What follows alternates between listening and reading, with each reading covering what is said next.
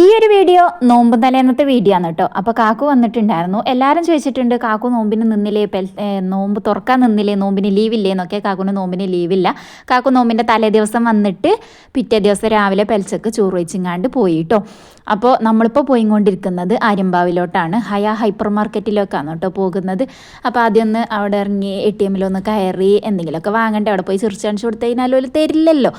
അപ്പോൾ അതിന് അവിടെ ഒന്ന് ഇറങ്ങിയിട്ടുണ്ടായിരുന്നു. പിന്നെ നമ്മൾ നേരെ ഹൈയിലെത്തി അറ്റാക്ക് എന്ന് പറഞ്ഞ മാതിരി നമ്മൾ 3 പേരും കൂടെ പിന്നെ തുടങ്ങിയിട്ടുണ്ടായിരുന്നു കേട്ടോ. അയ്യാനക്കുട്ടിയൊക്കെ ഇങ്ങനെ നടന്നിട്ട് അതോൾക്ക് വേണ്ടതാണോ എന്നുള്ള പോലും ഓൾക്കറിയില്ല. കൊട്ടയ്ക്ക് ഇങ്ങനെ വലിച്ചിടായിരുന്നു കേട്ടോ. പിന്നെ ഒരു സമാധാനം എന്താണെന്ന് വെച്ച് കഴിഞ്ഞാൽ അത് കിട്ടാൻ വേണ്ടിയിട്ട് കരഞ്ഞ അളകൊന്നുമില്ല കേട്ടോ. കടന്ന് ഉരുണ്ട് അങ്ങനത്തെ പരിപാടിയൊന്നും ഇതുവരെ അല്ല. ഇനിയിപ്പോൾ എന്താണാവോ.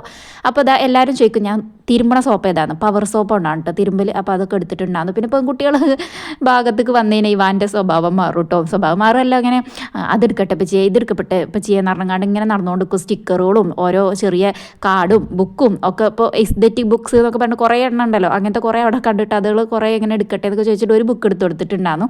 പിന്നെ ആസ് യൂഷ്വൽ നമുക്ക് നോമ്പിന് ഏറ്റവും കൂടുതൽ അത്യാവശ്യമായിട്ടുള്ളൊരു സാധനം എണ്ണ, അതൊക്കെ എടുത്തു. പിന്നെ ടിഷ്യൂ പേപ്പർ എടുത്തിട്ടുണ്ടായിരുന്നു. പിന്നെ കുറച്ച് വെജീസൊക്കെ ഒന്ന് വാങ്ങിച്ചിട്ടുണ്ടായിരുന്നു. സാധനം എടുക്കണതിനേക്കാൾ ഏറ്റവും കൂടുതൽ നേരം നിന്നിട്ടുണ്ടായിരുന്നത് നമ്മൾ അത് ബില്ലാക്കാൻ വേണ്ടിയിട്ടാണ് കേട്ടോ. ഞാൻ പോരുമ്പോൾ ബാഗിൽ ചാക്കൊക്കെ ഇട്ടുങ്ങാണ്ട് പോന്നിട്ടുണ്ടായിരുന്നു കേട്ടോ. അതിനാണ് ഞാൻ ബാഗ് എടുത്തിട്ടുണ്ടായിരുന്നത്. കാരണം അത് കയ്യിൽ പിടിച്ചിട്ട് ഇങ്ങനെ കൊണ്ടുപോകാൻ പറ്റില്ല എന്ന് എനിക്കറിയായിരുന്നു.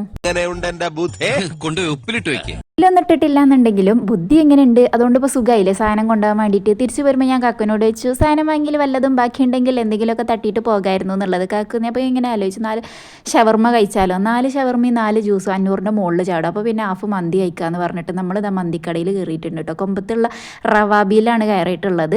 അങ്ങനെ ഒരു പ്ലേറ്റ് മന്തി, 2 അൽഫാമേ, കുറച്ചും കൂടി മതി.